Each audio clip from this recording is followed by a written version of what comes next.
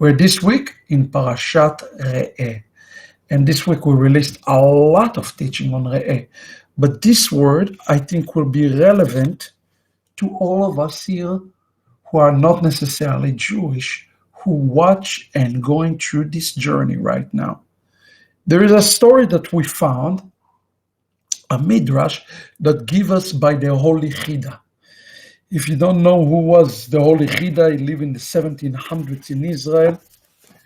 And the Chida was a Mekubal. He was one of the greatest poskim of the 18th century. Rabbi Azulai write on the word Re'eh, give us the following analogy on the word Re'eh. Behold, I am giving you a blessing and a curse. Here's what Rabbi Azulai said. דומה האדם בעולם הזה, the man is like in this world, להולך בדרך, הוא מגיע לצ... He walk in a path and he get to a in the road. הדרך הראשונה תחילתה במישור. The very first path start with a plain. מלאה בגינות ופרדסים. A plain full of orchards and beautiful landscape lawn. בסופו קוצים ודרדרים. However, in the end of this path, there are thorns and unbuilt land, a really dry, tough land. הדרך השנייה, the second way, תחילתה מעט קוצים, it starts with a road that is not being planted, nothing look pretty, nothing look beautiful, with many thorns. וסופה פתוח לרווחה. But at the end of this road, the road is wide open. לדרך מישור גינות ופרדסים. It is filled with greenery and beautiful lands and just landscape beautifully. ובניינים עצומים ויפים. And great structures that are beautiful to the eyes. שהעין לא יכולה לסבול בראייתה. The eye cannot even contain its beauty from its just the splendor. בצומת הדרכים, in this junction, עומד זקן. There is an old man that is standing. הוא מזהיר את העוברים, and he give a warning to those who come through to the junction. By the way, please, I would really appreciate if you share and like this teaching so it will get to many people. בצומת הדרכים עומד זקן ומזהיר. This elderly man sent and he warned those who passed there. שלא יתפתו ללכת בדרך שתחילתה מישור. So that they will not be tempted to go to the easy path that starts with a plain that look good. Ignore this way, because the end of this way is with kotzim ve'akravim, scorpions, serpents, and thorny bushes, so that they will choose ela yilchu b'derech hashniya, so that they will choose the second way. שתחילתה קוצים, it started with thorny bushes, וסופה, and in the end, beautiful lawn. מי שישמע בעצתו, whoever listen to this elderly man advice, ילך לשלום, will walk in peace.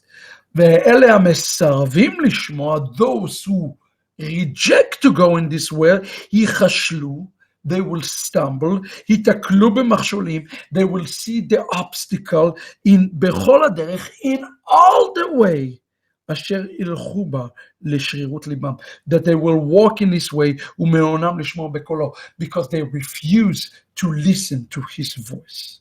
Now, listen to this, it's continue.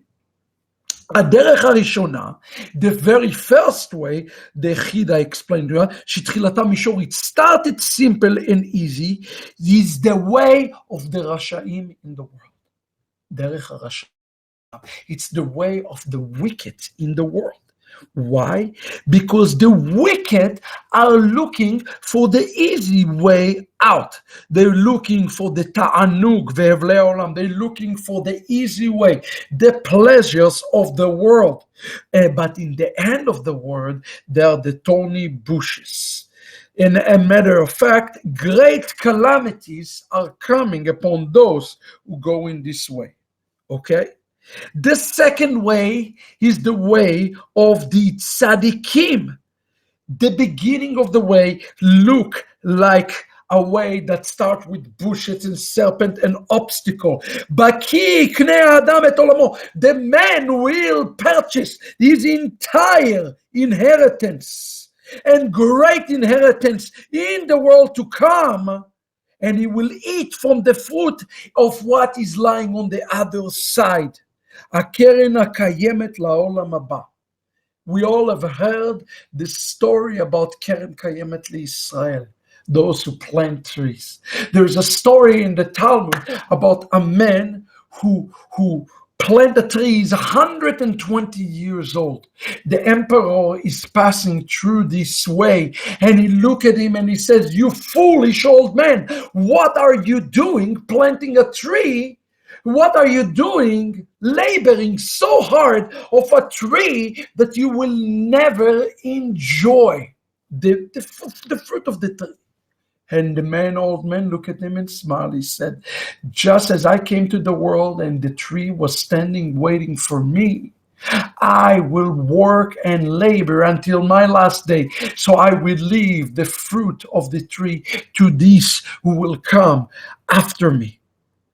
Who is the old man in the story? The Chida tell us that the old man in the story is Moshe Rabbeinu, who leave a clear message to the house of Israel. And what it is the klal, what is the musar, what is the way, what does he leave to Am Israel? He leave to in Am Israel the word Re'eh, Anochi. Look through the eye of the sechel, Anochi. Don't look through the eyes that a person of the physical, because I went to the other side. I went and I met God in Mount Sinai. I went and have an experience God face to face. And I am speaking to you because I am able to see what is on the other side. The reason Moses is giving this message is because he has been on the other side, and he's telling us this in the other side. And if you want to get to the other side, if you want to go through the bracha, you have to go through a period today that it is going to be an obstacle, it is going to be challenges, and it's going to be difficult. I want to speak to you who make a decision to follow Yeshua the Messiah. Yes, the Jewish Messiah today. Those of you who specifically came out of Christianity, you know exactly what I am talking about to you today.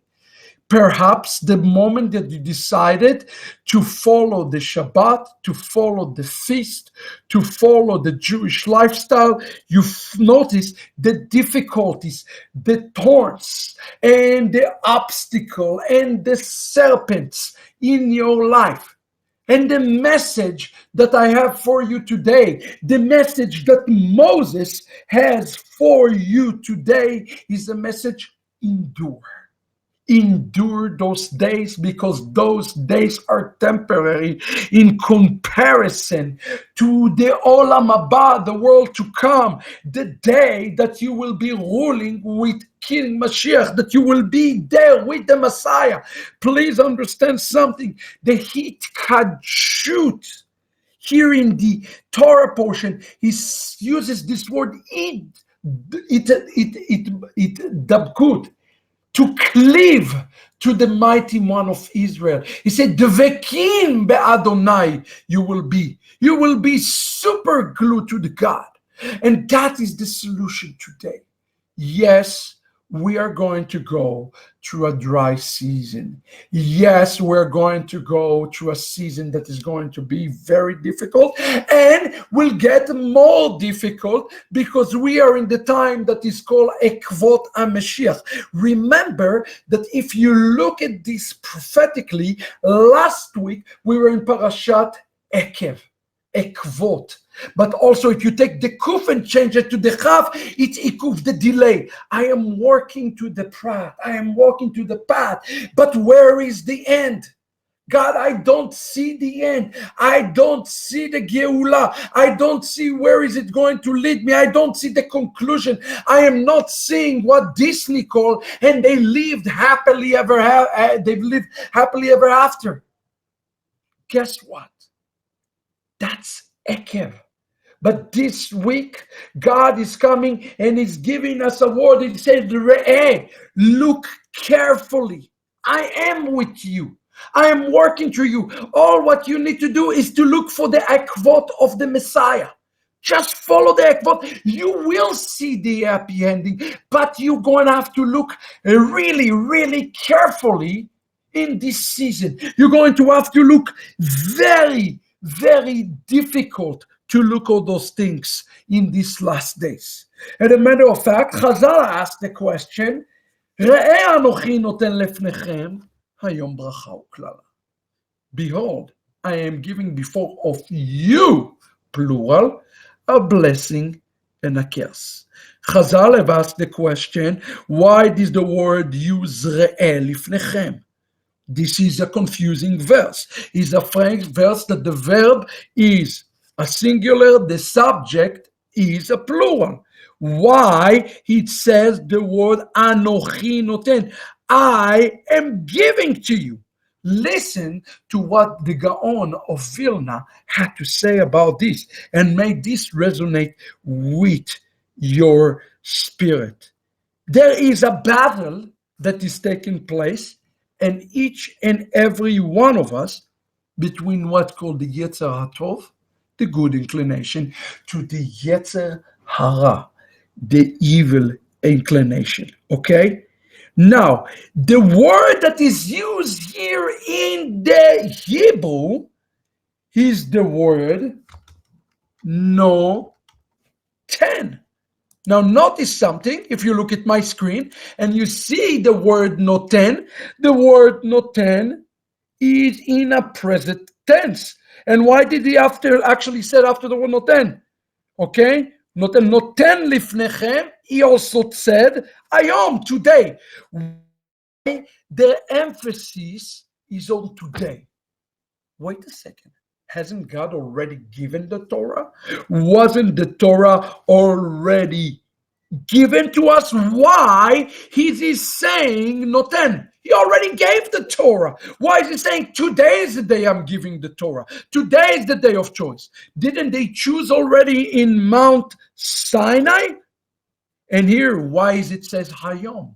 Why is it focused on the word today?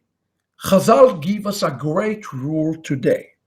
And they says, Shebal ateshuva, the one who seek to return to God, nechshav kekatan. He is like a born again baby that is born in this day. The reason he says, Anochi noten lifnechem, because there is a message here in the Torah. You can start fresh today. You can be born again today. You can make a choice today. And this choice, noten lifnechem, is a personal choice that you and I are making. We are taking, and it says, you are making choice today. You are making choice. We all making choices. But the reason he says noten hayom, because he said you can have a blank slate and a new start at this moment. Isn't it awesome to know that you don't have to carry the baggage of yesterday or the day before or the day before? You can choose today. And here it says, Noten lifnechem. And the question is prophetically, who is he talking about? He's talking about Israel. And he says, if you choose that, you have to have one thing. You have to have one ingredient, vision. A vision for the future. And here in the Torah portion, he said, I'm giving you a vision for the future. What is the future? When you enter to Eretz Israel. What does it mean to enter Eretz Israel? It's a picture of a Geulah. Israel has one job in the last days, to have Re'eh, a vision for the Geulah. And Israel today, as we enter to the month of Elul, the month of Slichot, have to return. To return to what? To return to a vision of a Geulah. Now think about it. If you have two eyes, most people don't know it about me, but in one of my eyes, I am legally blind. However, when they give me an eye exam and they ask me to read from both eyes, the exam is perfect. It's very weird. How can it be that when I have two eyes, I can see perfectly, but when I'm covering this eye, I can barely see anything? How can it be? The reason is because one of the eye compensate for the other eye, so when they are open together, the strong eye is covering over the weak eye, and both I can see it both together. What are those two eyes represent? Re'eh, two visions. It represents the Jewish eye and the non-Jewish eyes. There are two eyes that are represented here. And the interesting thing that this weak eye today, there are two eyes and they're very weak. The Jewish eye is weak today, and I will tell you why the Jewish eye is weak. Because Jewish people stopped seeking for Mashiach. Mashiach has been diminished, and in some cycles like conservative and reform, Mashiach is a concept rather than a physical entity. Nobody's speaking about Mashiach. Judaism speak about halacha a whole lot, but very little we study and looking and really preparing for the coming of Mashiach. Now, is the mitzvah preparing us for Mashiach? Absolutely, the mitzvah is preparing us for Mashiach. And here when he says, it's today. God says to Israel, turn back. Tshuva, shuvu, return, come back. This is part of the equation. But Israel, even if it strengthens its eye, the vision cannot be perfect until the other eye come and give the full vision. And what is the other eye that is giving the full vision? It's the eye of the Gentiles. Do we as Jews need the Gentile to have the same vision? Absolutely. You see, if one eye looking another way and one eye looking one way, we have a cross vision.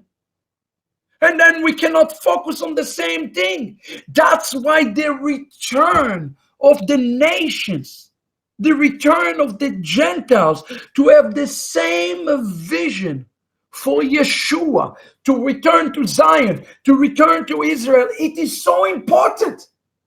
Because only then decompensated and Israel will be able to see fully. It is strange. That's why Paul called it a mystery.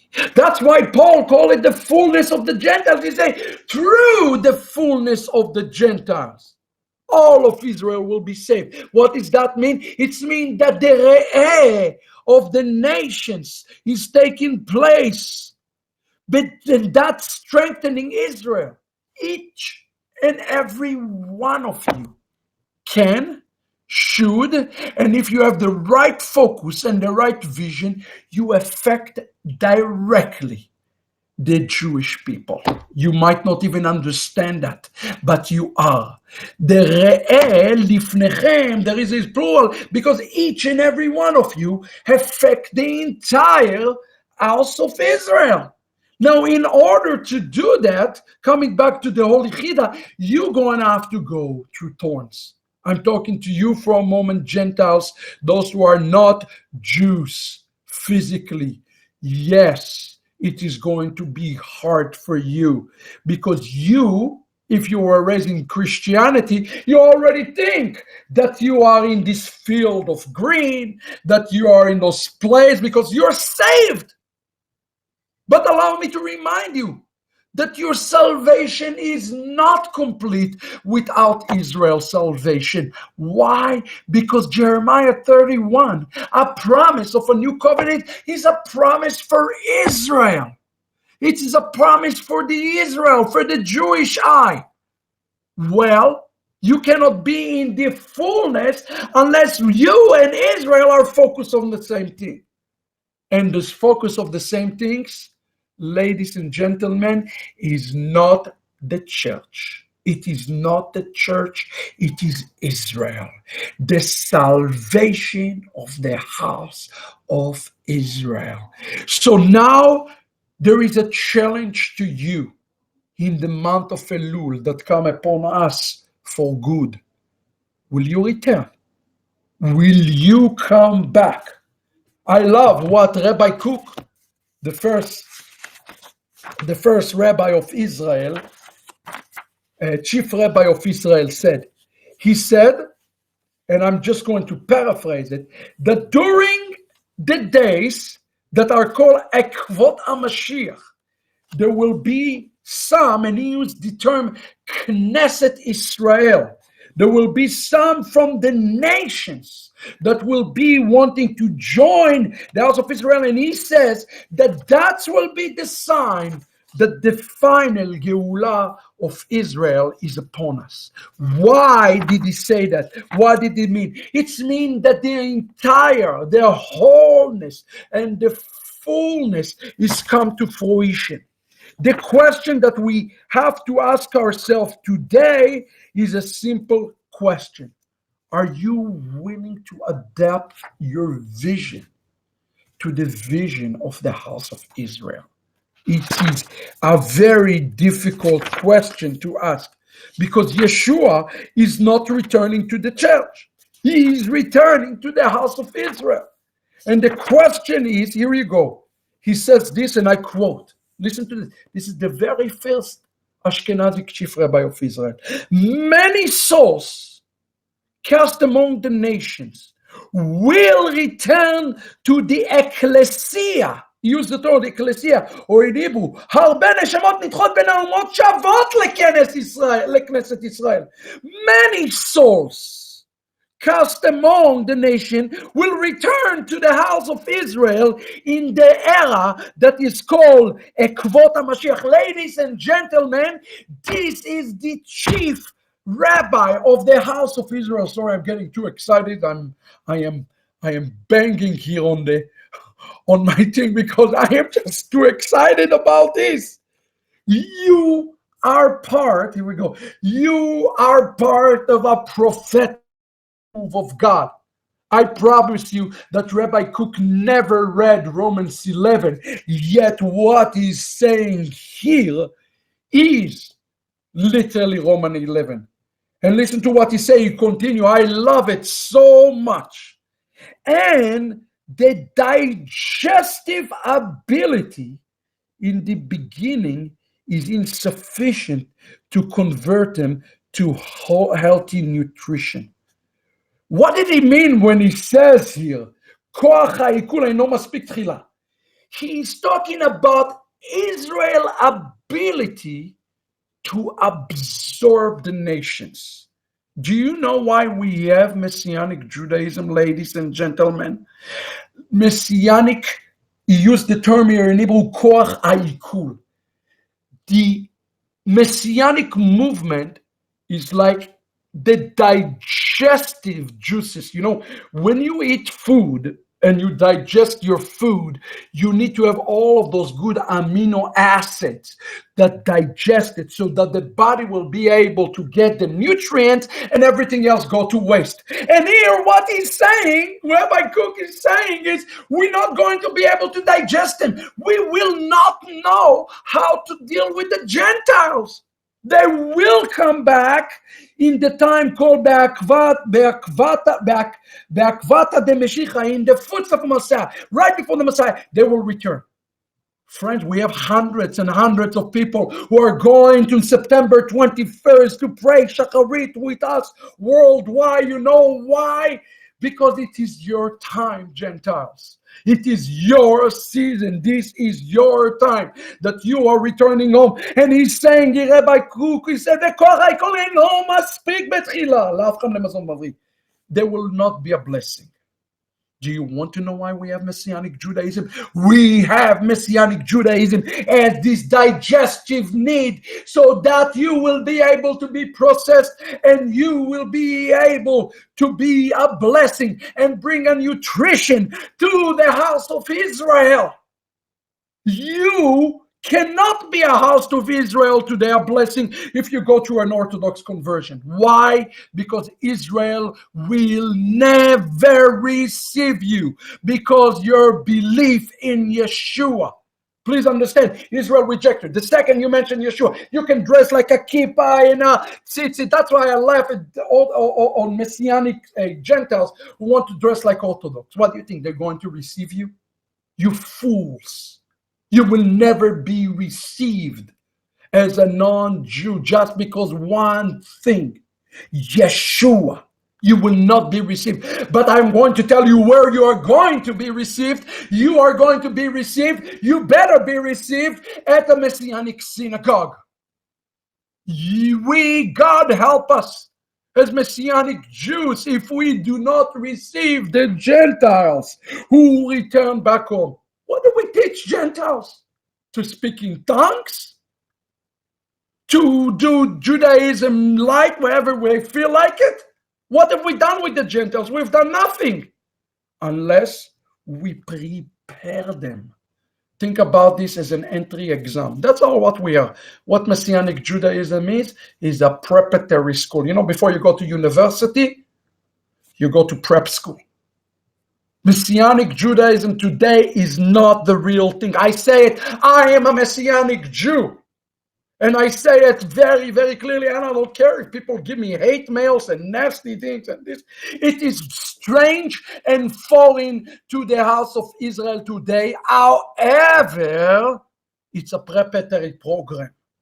What we're doing today is we prepare Jewish believers and prepare non-Jewish believers to be able to be digested by the house of Israel, because he says that it will bring healthy nutrition. You will bring healthy nutrition to the house of Israel, but it's going to take some time. Please understand this. It's going to take some time to the digestion. That's why I am telling each one of you today, coming back to the story of the Chida, choose the right path. Choose to go in the path that is difficult today. To choose to go through the sanctification. You're in preparatory school today. You might never be recognized, but you are preparing for the Geula. You are preparing for the time of Mashiach. And listen to what it says. From this arise an illness. What is called the illness? Chutzpah. And that second, I'm going to talk about a chutzpah. We all know what a chutzpah is in a slang. Chutzpah means, oh, you have some nerves. You have a chutzpah. That's not what it's meaning here. But it is only passing alignment. Thus is but an illness, and it shall be able to bear it, and spiritually it will be cured. The bounty of nations you shall consume, and you shall possess their honor. He's quoting from the scripture. The question he's saying is, this is what's going to happen. The nations are coming in. That is a sign of the coming of the Messiah. They are coming to Knesset Israel. Israel cannot possess them, and that's why it will become an illness to Israel. It will become a curse to Israel. You want to know what is discussed to Israel? Is all of those strange and odd things. And excuse me, the Hebrew Roots movement have done nothing for Israel. Absolutely nothing. It's not a blessing for Israel. It's a machala, it's a chutzpah. It's not doing anything to prepare people to the house of Israel. Do you think if a guy run around and say, oh, Yahweh, Yahweh, Yahweh, does it do anything for Israel? To prepare Israel for nourishment? Or a guy come to a Jew and say, I hate the rabbi. Or Messianic Jews, even worse, Jewish by birth, say, oh, we hate the rabbis, those rabbis are wrong, and we hate the oral Torah. Do you think that it's going to help to digest the nations so that they are ready to come back home? I'm speaking to you today with a conviction of the Holy Spirit. We must teach Judaism. Please, let's not teach people among even Jewish ethnically, in Africa, or the Anusim in South America. Let's not teach them to be Christians with a kippah on their heads. They don't need this. Let's teach them how to be ready, to be processed, and to be digested by the house of Israel. Have you ever ate something really, really bad? It's maybe something really healthy. But when you ate it, it's like, oh my God, this thing hurt me. That is the way I want you to think about this. The Israel have a hard time to receive you. Please, if you're non-Jew, don't be hard on Israel. Israel does not have the capability today to see with a good eye and to receive you. No way. Why? Because Israel does not see things through the lens of Messiah. Don't be hard on Israel. Don't be hard on the natural branch. We are not ready. But Messianic Judaism is like an enzyme. You see, I take these different kind of enzymes. I'm taking different type of enzymes. My wife gave me enzyme to help digestion. That is Messianic Judaism. We have to help you. I'm telling you something. I want you to share this teaching. This is my call for Elul. Come, pray, choose the path of Israel. Yes, this path means that it's going to be hard on you. People are not going to get you. They're going to reject you from all around. Just because the church rejects you, don't expect the Jewish people to come and say, oh, you poor thing. They're also going to reject you. The only ones who should not reject you are Messianic Jews right now. God help us as Messianic Jews. If we reject those Gentiles, we are in the footsteps of the Messiah, and we have to stop the outbreak of the chutzpah, the outbreak of this disease, to bring healing to the body. And the body is called Israel. Brother, will you accept prayer requests live? Absolutely. I'll take questions. Right now I have a few minutes left. If anybody have questions, if anybody want to ask me anything about this shiur, about what I am teaching you today, please, right now, write the question. I'm going to wait a few minutes, and I am going to take your questions, if there are any questions. Thank you, Jasper. Ahavat Olam. What can I say about this more? Learn to pray as a Jew. Learn to pray as a Jew. This is a great step through Messiah. Don't just say, I'm grafted in. Well, what does it mean you're grafted in?